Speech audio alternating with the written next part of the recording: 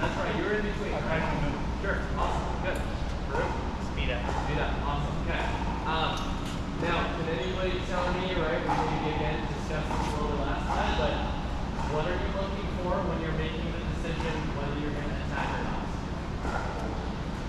Awesome, right? Placement support, right? If there's an opening, if your opponents are giving it to you, if Jim isn't cheating over like you should, right? We're going to hit it right through, okay? If Ken's paddle is too low, we're going to hit it right into him, right? And actually, okay? Thanks to Ken.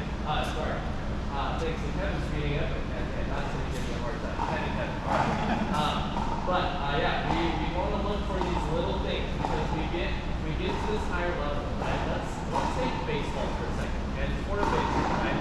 You're in the box and you're probably going to get, like, at the higher level, you're going to get probably one pitch to hit, right? Maybe, right? If you miss it, you're kind of screwed, right? Pitching is so good these days that, like, if you miss the one mistake, you're probably not going to get it again late and you're going to get paid, right? So that's why, like, when I'm telling you guys to always look for something, be proactive, and always be ready, right? That's why I tell you to always lean in, because you're not going to get dinks that are just handed to you like this, right? Nobody dinks the ball and they just give you this ball anymore, right? At the brilliant level, yeah, you can do that, right? But we get better, and the players who play get better, they're going to give us slow dinks that we have to know how to handle. So a lot of the times when I'm looking to reach in, I'm not just looking to reach in to take away time, but I'm looking to reach in because those are going to be some of the best opportunities to actually speed the ball up. If I'm not reaching in and I let everything bounce, I'm not going to find many options. So we always have to be ready looking for that. So when we get the opportunity, we don't miss it, right? And what I mean by missing the opportunity is not necessarily like hitting an attack and missing it into the net, right? If we do that, okay, we do it. That's fine. It happens to the best of us. But what I mean by missing the opportunity is we just simply don't recognize it. So we instead think, oh shoot, I have to hit, right? We have to be ready and willing to attack and trust our hands to be, all right? Good. So let's say, so we're going to talk off the bounds first. Let's say we got a ball bouncing right around here, comes up to the apex. A couple things have to happen when you're speeding up, okay? Balance position of yourself, okay? You've got to be balanced. The ball generally has to be in front of you, assuming we want to add some top spin to our swing, okay? So if I'm in this position, right, we go through our footwork, should feel pretty similar. Drop stepping works as well if it's a shallower ball, but just make sure we get to a good balanced position. Generally, the right foot is going to be back so we have space, okay? When I say create space, it's always with your feet. So create more space, right? Get behind it more, okay? The good thing about hitting the ball in front of you, you can see both contact and in your vision, you'll be able to hit the ball and immediately look up when you're in that firefight, okay? So when we get into this position, right, paddle head down. Now, again, this is where everybody's swing pattern is going to differ a little bit, okay? Ben John's speed up looks different than Annalie Waters' speed up, okay? But their feet are set for the most part, unless Annalie is showing off. But when we get to this position, right, I want you guys to think of just brushing up the back of the ball, okay? Now this is going to be the hardest thing, okay? Simply because our brains are always thinking the ball. If we're swinging this way, the ball is not going to go that way. That's what our brain wants to think, okay? And then we start to push the ball, right? But obviously when we push the ball, we get no spin and we sit. We try to think of things so we get into position, and now we can generate that top spin, okay? Notice I dropped the paddle down pretty far. I'm in position, I'm balanced, and now I can speed up anywhere I want to, and I can put it where I want it to go, okay? But your setup is the main thing. Also, I want you to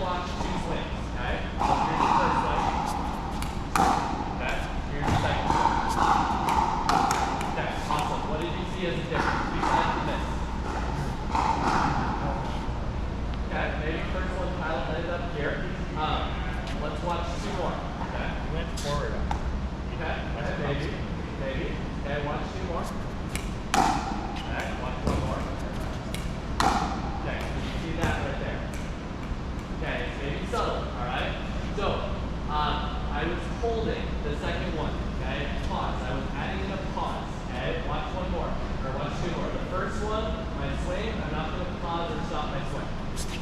Okay, notice, continue. Okay, now watch this one.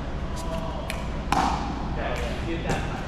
Okay, right? So when you get down to this position, don't be afraid to pause or hold. Okay, because if I'm playing against Ken right now and he sees this, right? He knows I'm doing something. Okay, first of all, don't worry about telegraphing your speed up. Okay, I don't mind if Ken knows my speed up is coming. A lot of the times when I speed up, they know it's coming. Okay, they do. But when I get to this position and I pause and I hold, now Ken is essentially freezing up as well. Okay, and because he's freezing up, he might try to start to guess backhand or forehand, or right, what do we do when we just freeze up? We essentially tense up a little bit, right? And when we think about quick reactions, tense is not quick. Okay? Tense means slow. Okay? So I'm essentially doing this to make him think and to make him freeze up. Now I can put it where I want to. I also get set and I'm balanced better. If I just swing randomly like this, right? Okay, like I'll make some of those for sure. But if I can add in a pause, that's even better. Okay? Can I get somebody across the net for me here real quick? Perfect 10. Ken wants to see if that pause is actually really going to work. Alright, straight ahead at the kitchen line for me. Perfect, right there at the kitchen. Put this back in on the middle line over there. Alright, to start, all Ken is going to do is he's going to take his ball, hang on to it. Okay? You're just going to feed a dead dink to this pickleball right there. That's just your target. Okay? I'm going to create space. I'm going to speed it up at the blue targets. Okay? Ken's going to let it go. Okay? He is not going to hit it. So honestly, just take a step this way because I want you to let this ball go. All right? Here we go. Get a dink from here. Perfect. Awesome. Same thing here. One more.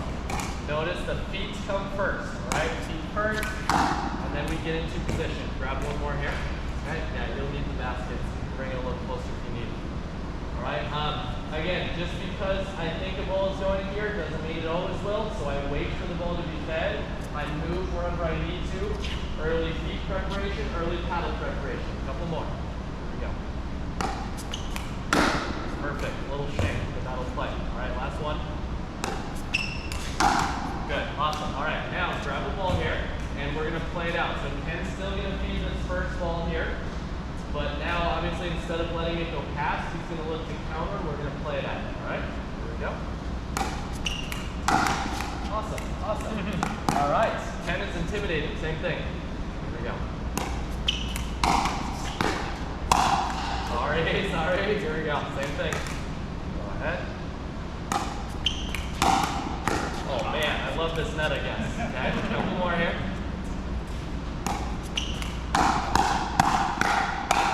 Good, excellent. Okay. Your speed up, remember, is the initiator. It's not a finish. Okay? Just because we're speeding up, yeah, the rally might be close to being done because it's fast, it's harder, it's tougher to stay in it. But you have to be ready for the next one. Ken's going to get a paddle on it. No matter how far I get it, he's going to get a paddle on it if he wants to. So that's why I have to be ready for the next. The player that gets the paddle first is generally going to come out on top. Okay, let's go one more here. Okay.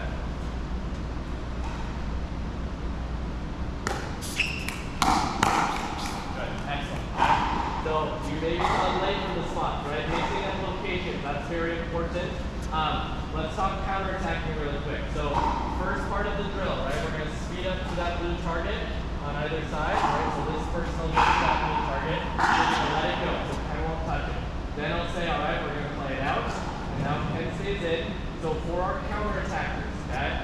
Whoever is counterattacking at the moment, again, ready position. It has to be saying, I dare you to speed it up. You have to be saying that inside your head, okay? Because the moment you don't, and you're thinking, oh, he's going to dink it, what is Ken going to do? Probably speed it up, and it will hit you, okay?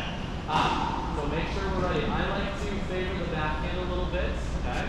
Just so I'm able to get on top of it, but also still able to get to a forehand if I need. First of all, when we think of flying ourselves as high as we can, we do not need a ready position that's way out here. This actually does us no good except for reaching extended volleys. When if Ken's speeding it up at me and I'm here, I don't want to be ready here. Okay? I really don't, because I need time. Okay? So we're going to relax our ready position a little bit, get a good bend in the elbows.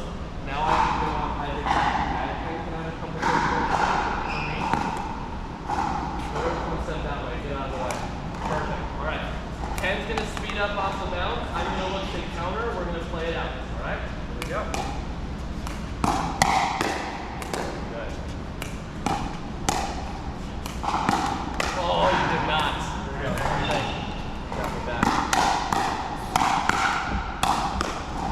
Good hands. One more. Here we go.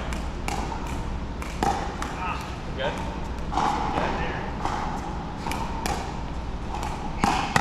Good. Excellent. Okay. I want you guys to watch my feet. Okay, what do my feet do? There you go. Alright?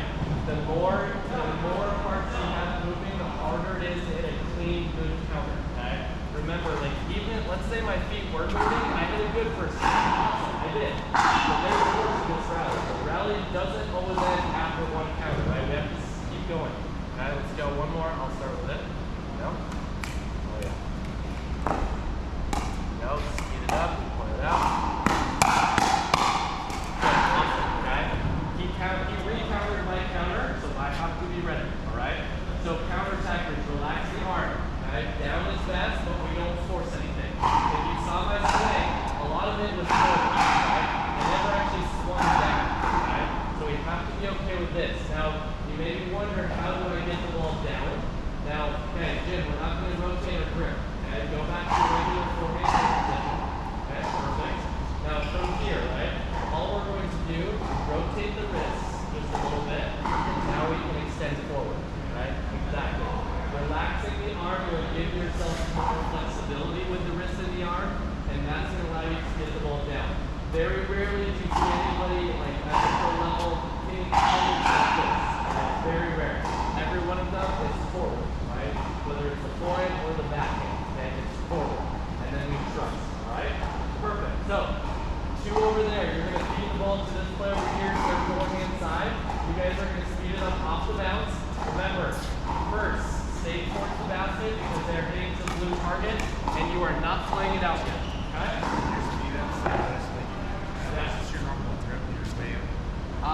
I started joking up about 6 months ago, and I like it simply for faster hands. And you can generate more spin, you can push it better.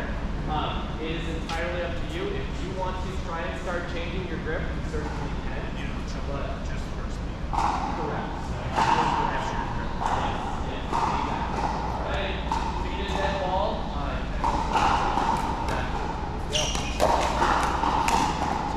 Good. There will be trial and error here. I'm going to work with all of you.